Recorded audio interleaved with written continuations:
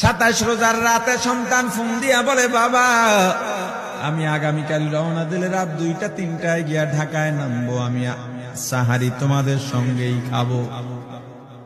মা বসে আছে, মায়ের সন্তানের বাবাও বসে আছে, সন্তান আসবে। রাত্র 2টা-3টা হয়ে গেছে, সাহারির সময় হয়ে গেছে, সন্তানের খবর নাই। শেষ টাইমে মা বাবা সাহারি খেয়ে ফজরের নামাজ পড়ে দরজার মধ্যে অপেক্ষা করতেছে, সন্তানের খবর নাই। 8টা, 9টা, 10টা বেজে গেছে, মায়ের মনটার ভালো লাগে না। স্বামীকে ডেকে বলে, স্বামীরে আমার সন্তান কই, আমার মনটা ভালো লাগে না, একটা ফোন লাগাও। স্বামী ডাক দিয়া বলে, চিন্তা করো না, ঈদের সময় যানজট থাকতে পারে, চলে আসবে। কিছুক্ষণ পর বাবার মনটাও ভালো লাগে না, বাইরে নেমে পায়চারি করতেছে। হঠাৎ করে একটা ফোন চলে আসছে। সন্তানের ফোন দেখে বাবার সে কি আনন্দ। ফোন রিসিভ করে যখনই সালাম দিল, অপর প্রান্ত থেকে সালামের উত্তরে সন্তানের কণ্ঠ পাওয়া যায় না। বাবা ডেকে বললেন, বাবা তুমি কে? এটা তো আমার সন্তানের কণ্ঠ নয়, তবে মোবাইলটা আমার সন্তানের। ওপার থেকে ডাক দেয়া বলে, আপনি কি এই লোকেই মোবাইলওয়ালার বাবা? বলে, হ্যাঁ।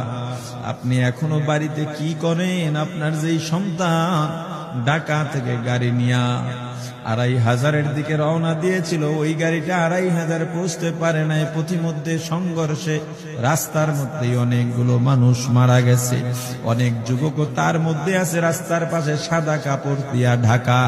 দেখেন আপনার সন্তান এই লাশের মধ্যে আছে কিনা। মোবাইলটা আমি রাস্তার পাশে পড়ে পাইলাম। বাবা পাগলের মতো একটা দৌড় দিছে। মা মনে করছে সন্তান বুঝি কাছাকাছি চলে আসছে। অন্যান্য সন্তানদের ডাক দেয়া বলে, তোরা কে, কোথায়, এদিকে আয়, তোদের ভাই বুঝি কাছাকাছি আসছে। আমার কলিজার টুকরা সন্তান, তোর বাবা যে আগায় আনতে গেছে, তাড়াতাড়ি নতুন চাদর বিছা, বালিশের কভার গুলো খুলে নতুন কভার লাগা, পানি গরম বস, আমার সন্তান এসে গোসল করবে।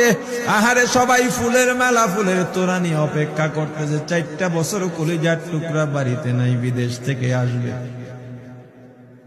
বাবা স্পটে গিয়া দেখেন অনেকগুলো লাশ সাদা কাপড় দিয়া ঢাকা।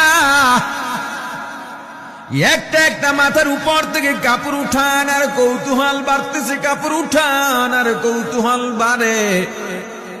হঠাৎ তাকায় দেখে কলিজার টুকরা সন্তান লাশের মিছিলে শামিল হয়ে গেছে। বাবা সন্তানকে ধরে কাঁদেন আর বলেন, বাবা এত আদর আপ্যায়ন তোর জন্য।